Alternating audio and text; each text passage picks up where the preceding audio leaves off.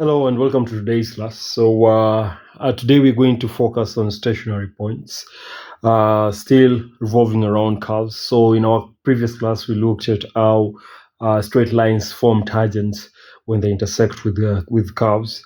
And so in today's class, we're mainly going to look at how, again, basically on curves, how curves form stationary points during their turning point or points of inflection.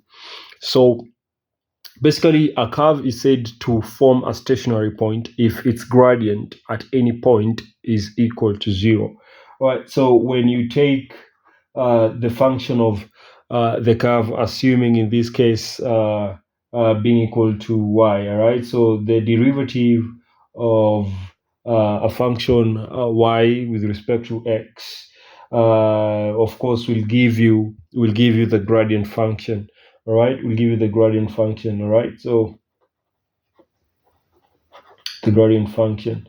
And so for you to determine the stationary points within the curve, you then equate the gradient function to 0. All right, so you then equate the gradient function to 0. And so we have different types of stationary points that we are going to discuss in this particular class and see actually how to find them. So the first one that I'm going to point out to, and that is basically when talking of types of stationary points. Okay, I'm going to first talk of the maximum. All right, the maximum.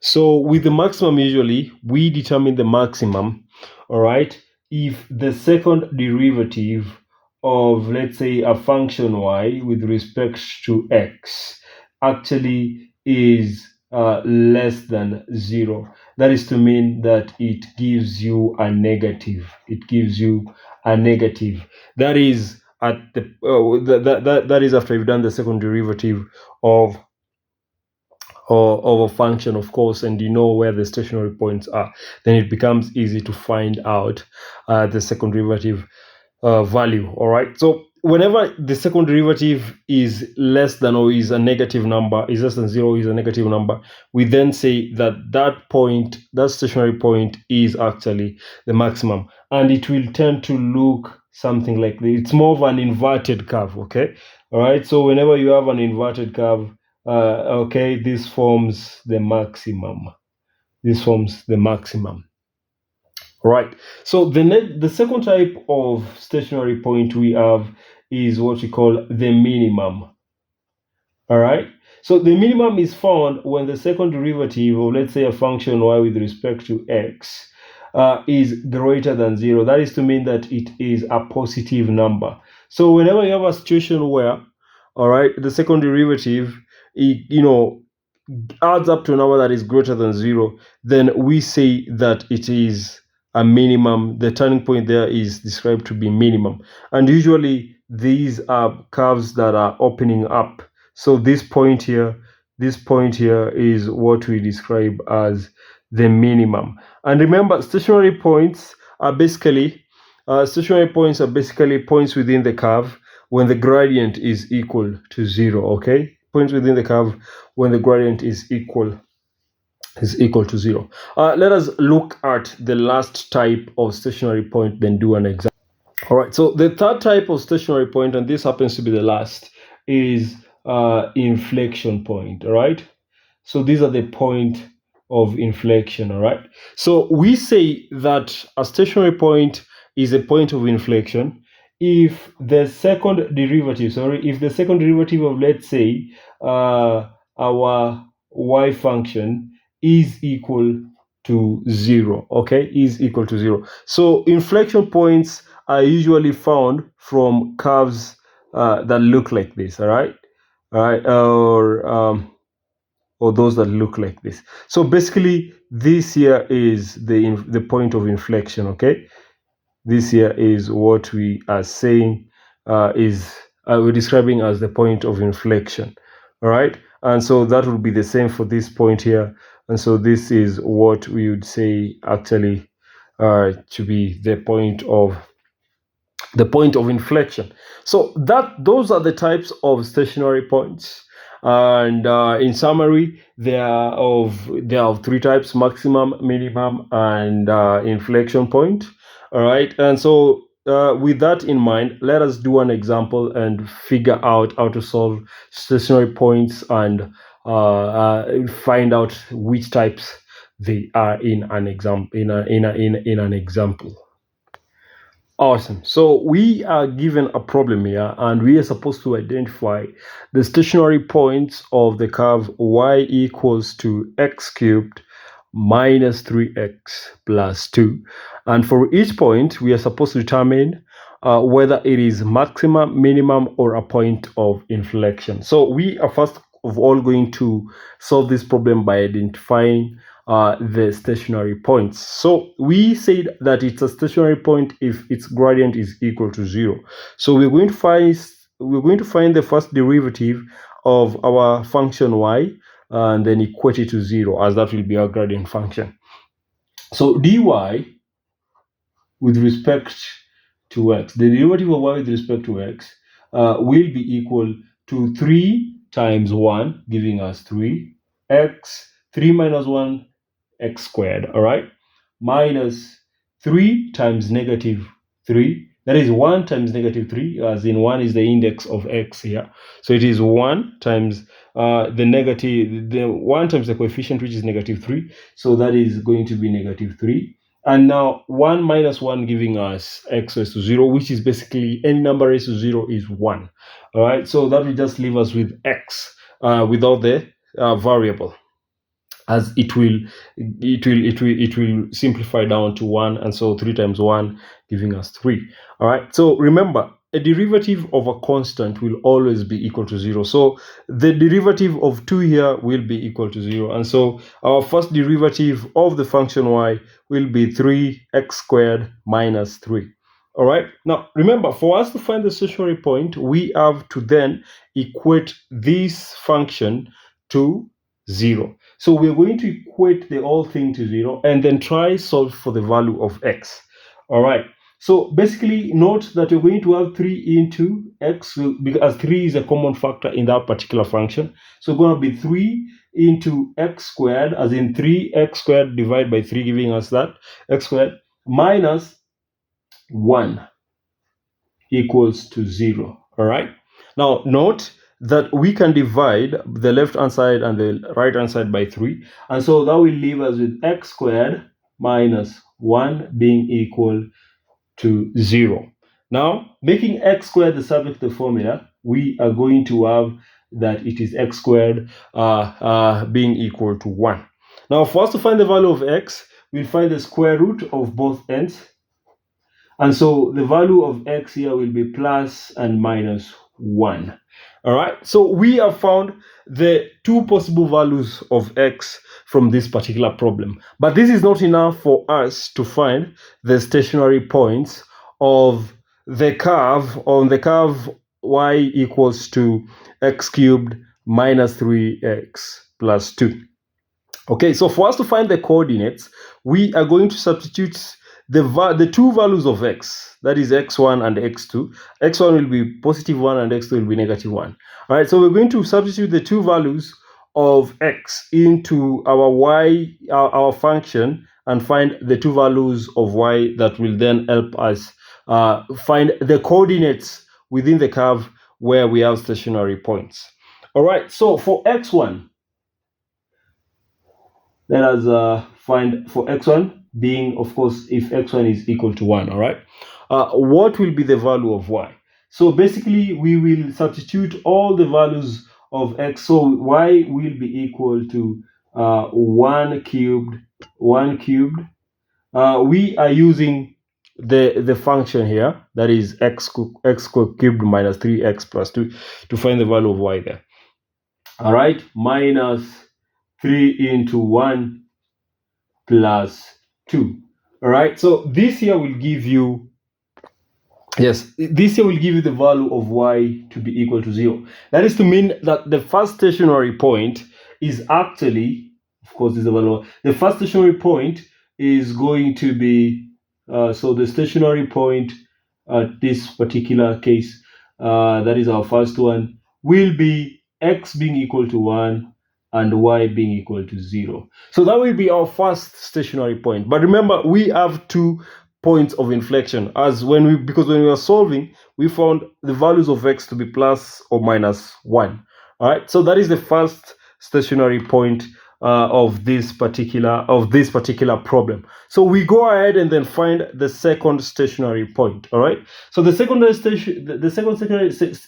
stationary point basically be x2 being equal to -1. So remember, here we found we used x1 being equal to 1, and now we're using x2 being equal to -1, and we're substituting it directly into the value of y equal to x cubed minus 3x plus 2.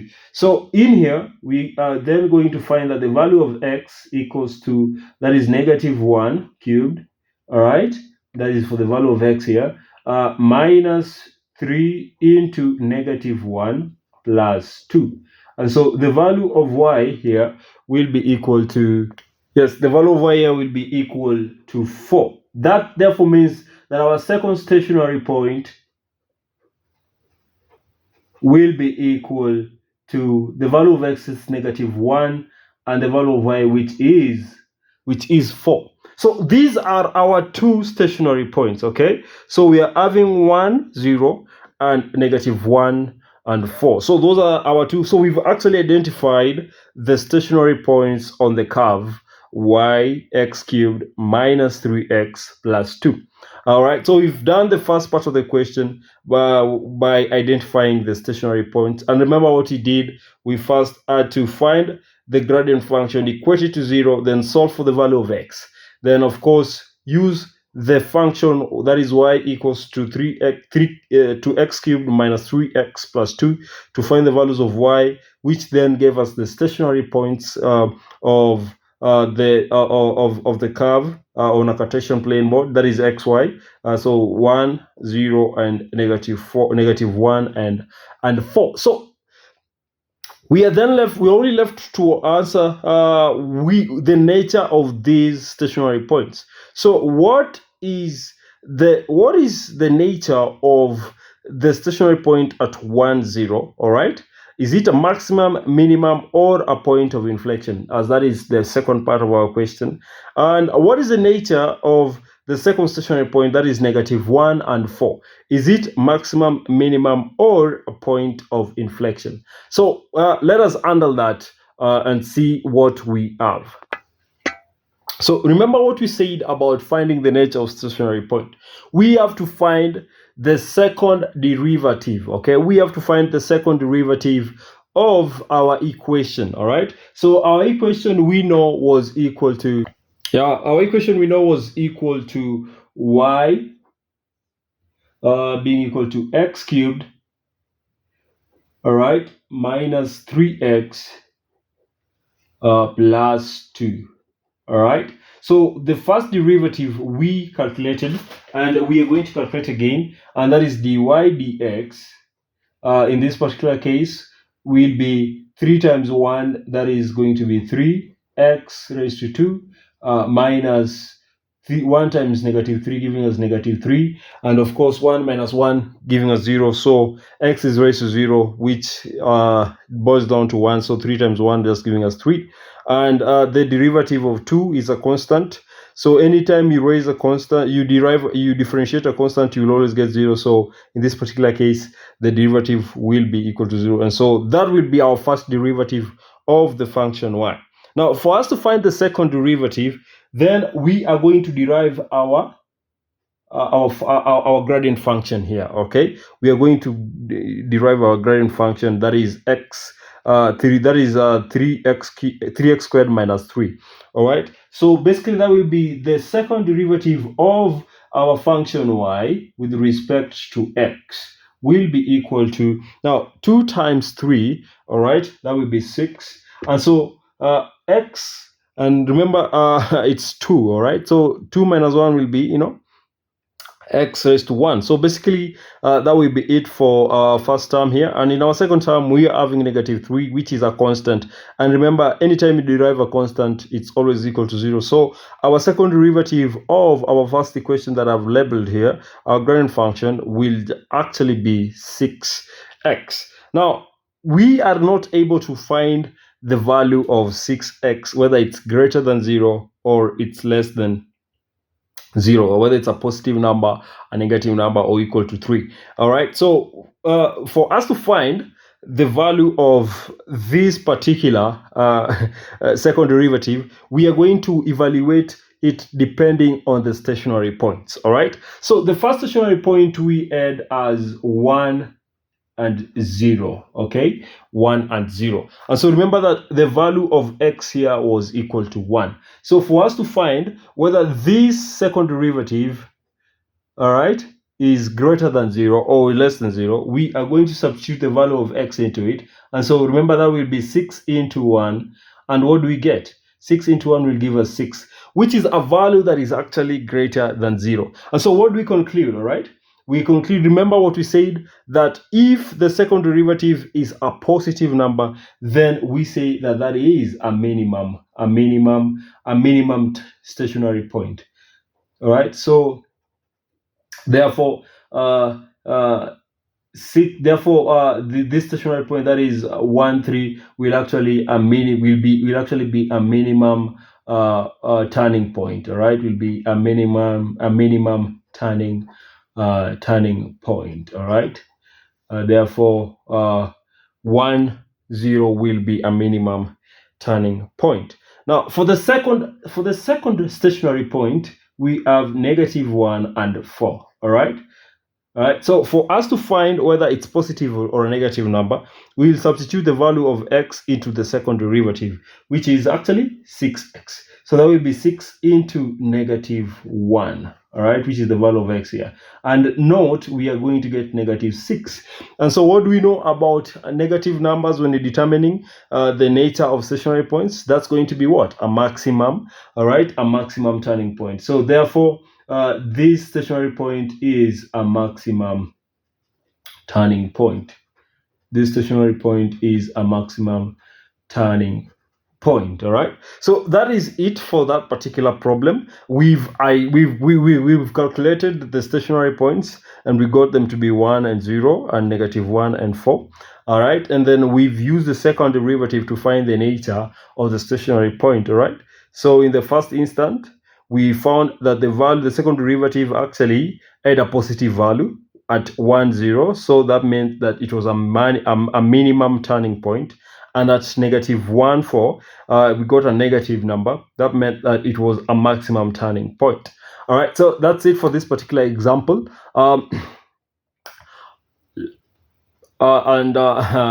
If you have any questions, maybe I'll see you, and we'll talk about more concerning these stationary points in the next session. Thank you, and have a lovely day.